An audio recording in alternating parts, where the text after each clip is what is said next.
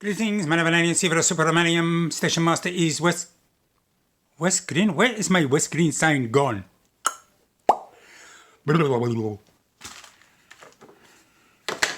Welcome to West. We are not in Australia. Well, I am. Hang on. Okay, that was the bloopers. Here we go again. Greetings, Manavananian Sivra Supermanium is Station Master West Green. My goodness gracious me, I feel better now. Welcome to part 9 of building the DJH Thompson B1 kit. Here's a quick look at some of my engines. Look at these. The majority of them are connoisseur. Anyway, I've got 4 anyway. So what am I up to? What's old Stevie boy up to? And his alter ego, Manavananian Sivra Supermanium. Well, I've just taken the wheels off, or most of them. What I'm going to do, oh, hang on, let me put this on a stand. So here are the 6 driving wheels for the B1. These come, unlike a lot of kits where I've had, the balance weights are actually cast white metal. Most of them are just a piece of etched brass and you glue it to it. But these,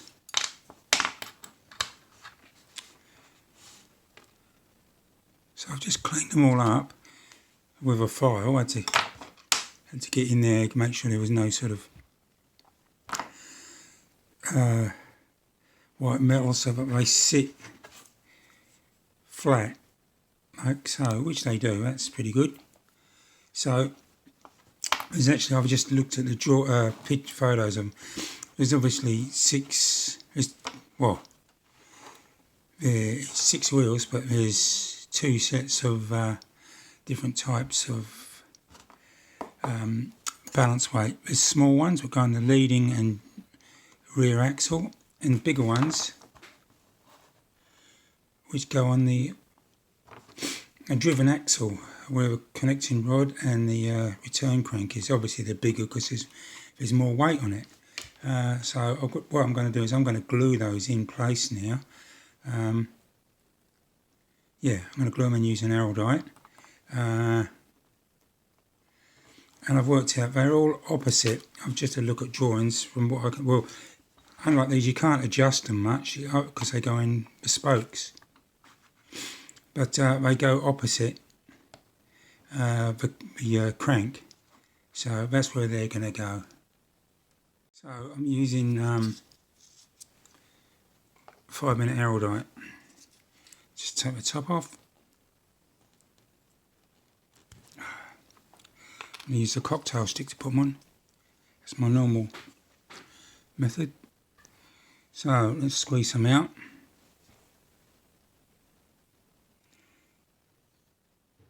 Be careful with this. You want to make sure you get equal amounts out, because it wants to be 50-50.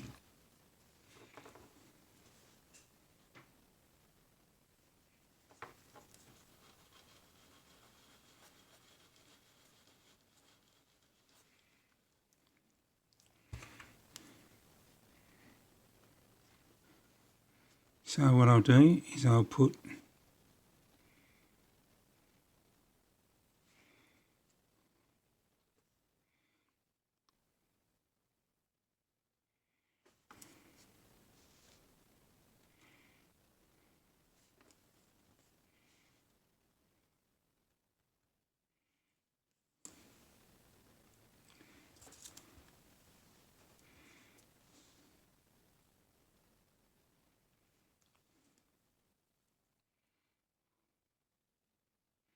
I might just put a bit at the top. Hopefully it will attach to the top of the wheel. We'll find out.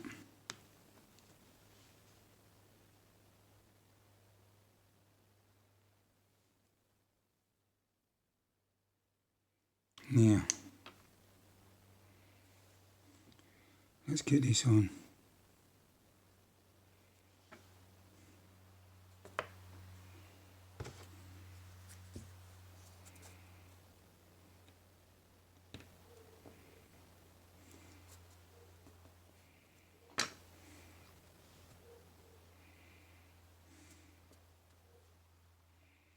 Yeah, the bit you can see a bit squeezed out. That's alright, I'll leave it for a few minutes, about 5 minutes. Make sure it's pressed down. And after 5 minutes, I'll get this craft knife and just peel that or skin off. So I'll continue on. Here's one of the wheels. That's one of the smaller ones. I'll just clean that up. So look at this one.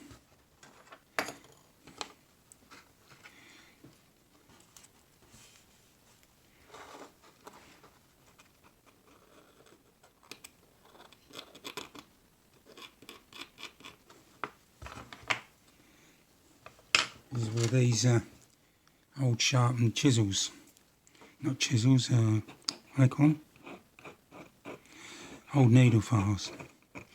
These aren't Swiss, well, they're supposed to be Swiss, but they're not. They're lesser part of Asia, Chinese crap, which you buy in, I don't know, they call them $2 shops here, pound shops in the UK, I suppose.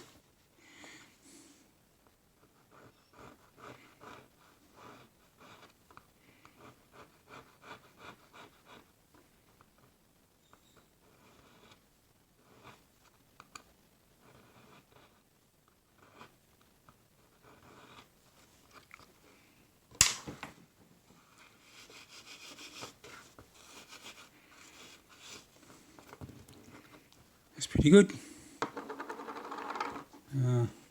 Do one more. So you can see where I've got it on there, the glue. So that should just skin off. See? This is about 10 minutes.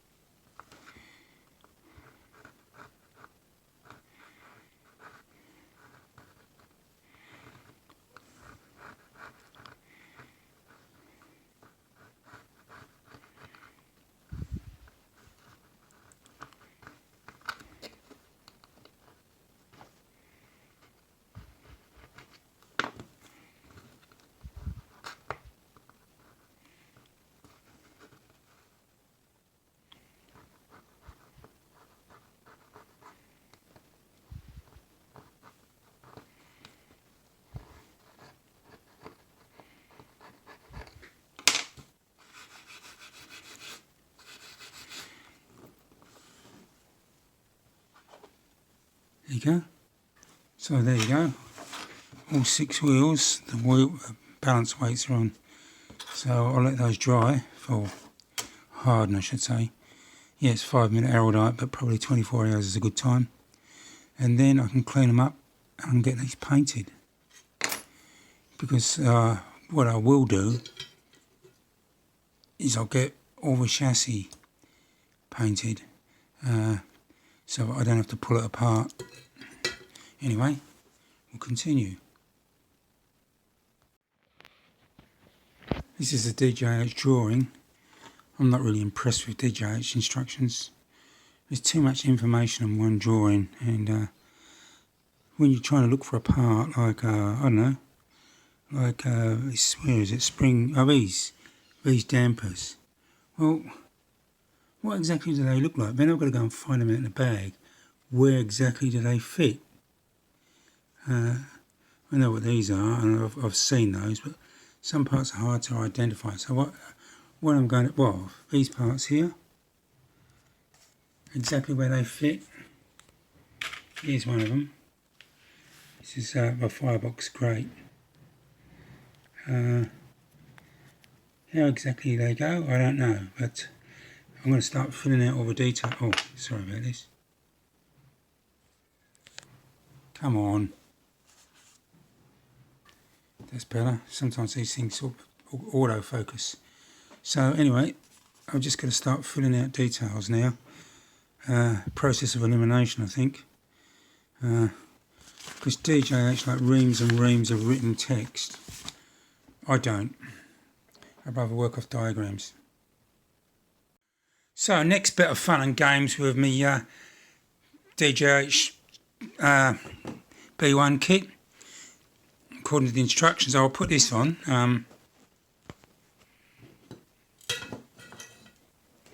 I find the instructions, they're not good. Here's one of the instructions. There's too much information on the page, and then the parts, well, you can't exactly see what they look like. Luckily, I got from DJH a PDF file, so I can blow it up. But other than that, it's sort of, it's not good.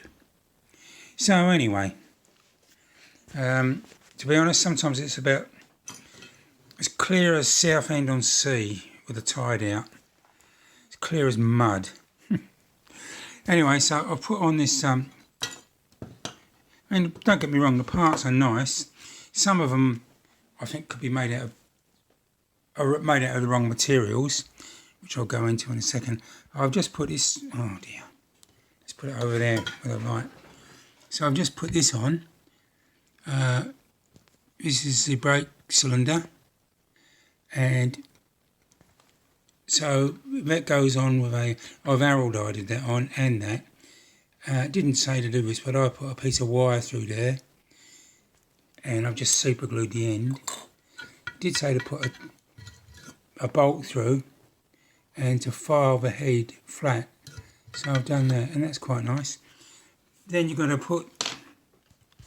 to put the brake hangers on, or not hangers, the brackets. Doesn't tell you you've got to put a hole through these or anything, but basically these, and it says to solder them. So I've soldered one, and of course I'm soldering brass to white metal. So I tinned it. You've got to be really careful with this. Too much heat and you'll melt this casting.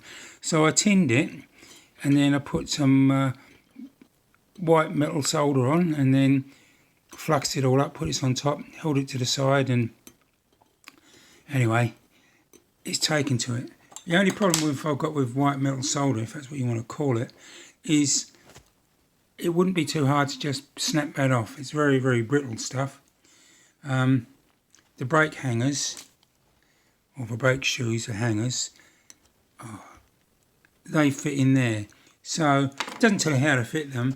Normally on most kits it's a piece of wire, but what I'm going to do, especially for now, is I am going to put a 12BA nut and bolt through it and tighten that up. At least that will stop that from snapping off. So there's the 12BA nut and bolt on, and it's 3:30. My ruddy clock has gone off again.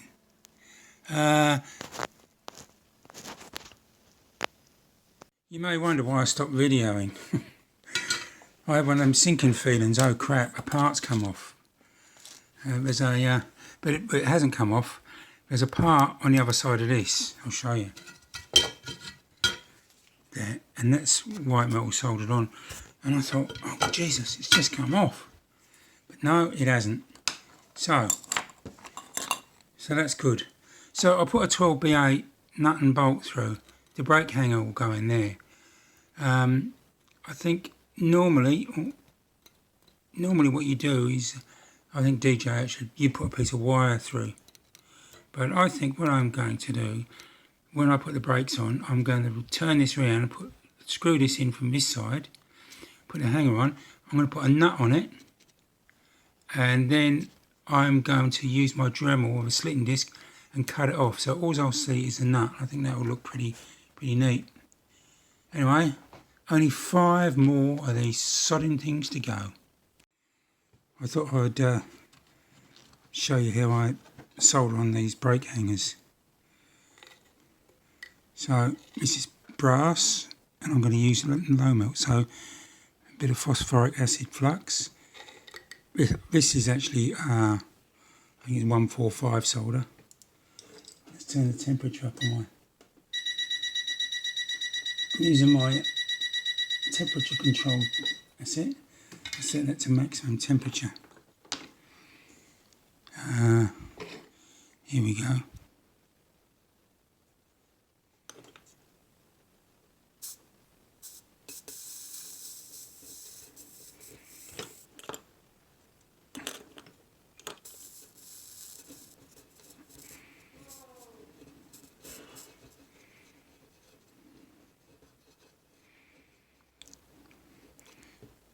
So let's just tin that. That way it's going to think if it's brass, white metal. So there's my temperature controlled iron, and I'll set this down now.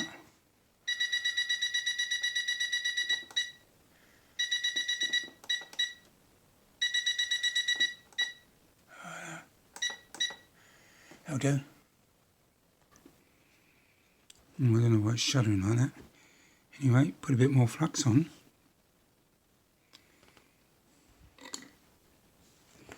Let's stop this. It's better, I don't know why. So I'll get some white, I'll get some low melt, put a bit on there.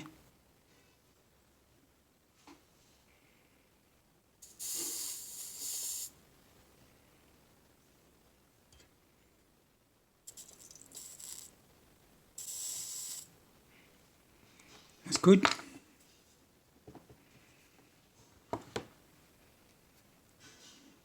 There's my brake hanging here. Hold on. This is an old broken, what do they call it? Taper brooch, steel. And I'm going to put that in the hole. And the reason, I'm going to put this in the hole. The reason I use steel is if I use brass rod, guess what happens? The brass will probably gum up as well.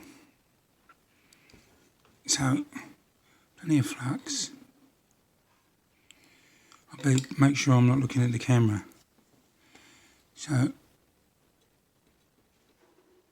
let's plonk that down like that. I don't want to linger with this.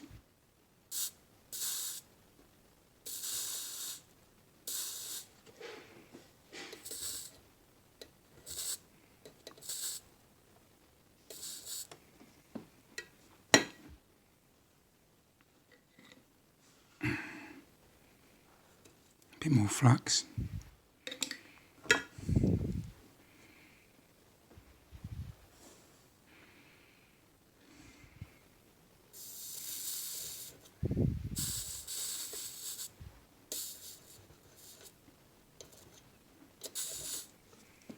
Just hold it there, because it takes a bit of flux.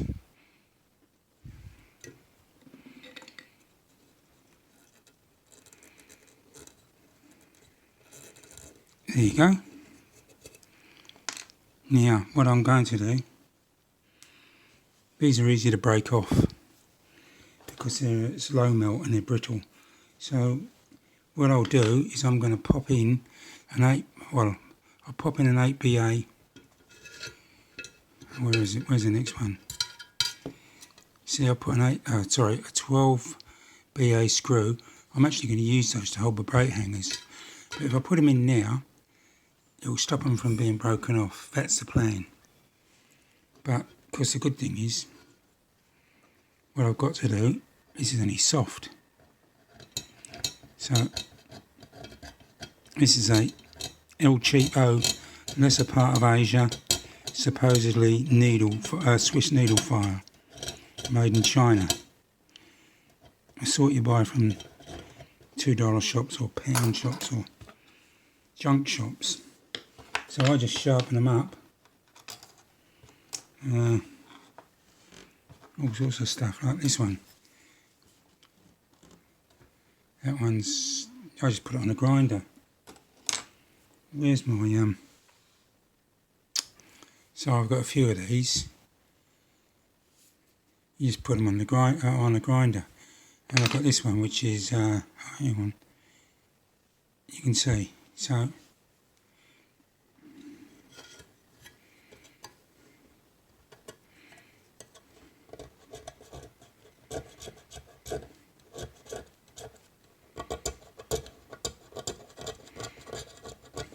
whatever you do, don't use electrical solder to tin it. You can, but the problem is, the higher the melting temperature of solder, the harder it is. And that's alright for things like down there. But 5:30 at night. Anyway, you got the idea. You can scrape this all up make a good job. So there you go. Got that in. And the brake hanger can fit in that.